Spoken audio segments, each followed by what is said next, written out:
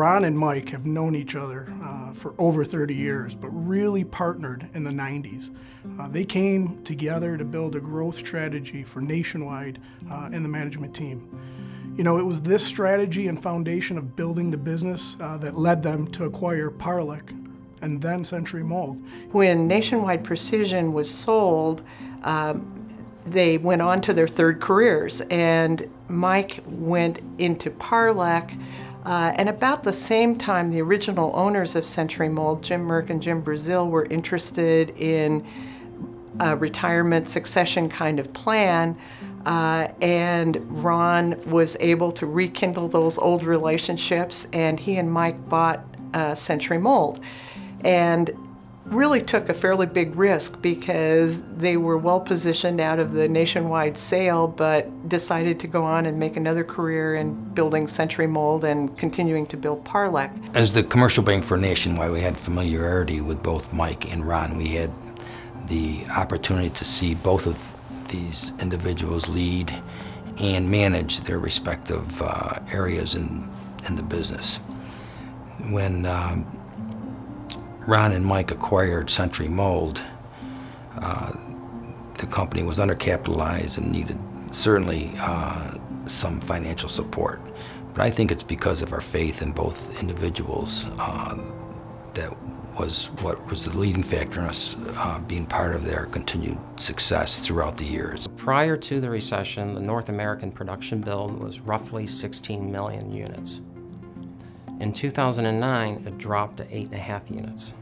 And if you want to ask me how we got out of it, it was Ron's leadership, his reputation as an honest guy, his ethics, and whether it be our vendors, our customers, or our banking partners, they all had faith in Ron. The companies have exploded during their leadership, and today Parlec Century Mold has grown to 8 worldwide locations with 1,000 employees and revenue approaching $200 million annually. It's pretty remarkable. What Century Mold is really about is metal to plastics conversion.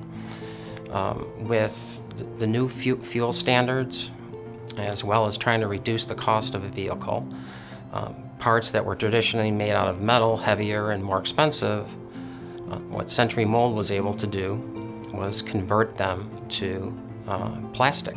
One of our parts is on at least 75% of the vehicles that are manufactured in North America. So it's a really good bet that if you were to drive home tonight, more than one of our parts is in your car.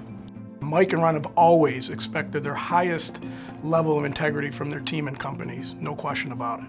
They understand that relationships are key at every level to be successful, and with that being said, they have always expected the highest standards from their employees, as well as be accountable for their actions. That is very important.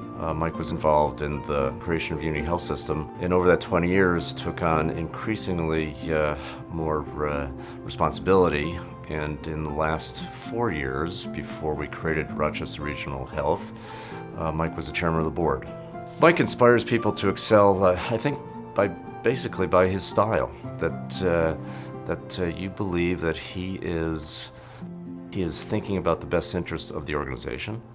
He's thinking about the best interest of people, and he's thinking about the best interest of the community. And if I were to try to summarize Ron as a leader, I would say Ron's figured out how to balance his incredible business acumen with a heart that's equally as big.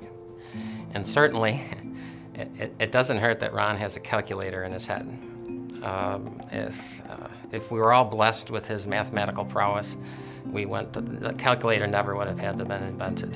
Ron and Mike are a terrific choice for the Rochester Business Hall of Fame. They epitomize the ability to take what's really a mature industry, to take manufacturing, which is much harder to sustain these days, and actually make it work in Rochester in a very exciting way, to build a company, to build innovation into a mature company, and to add on whatever it needs to help move the community forward.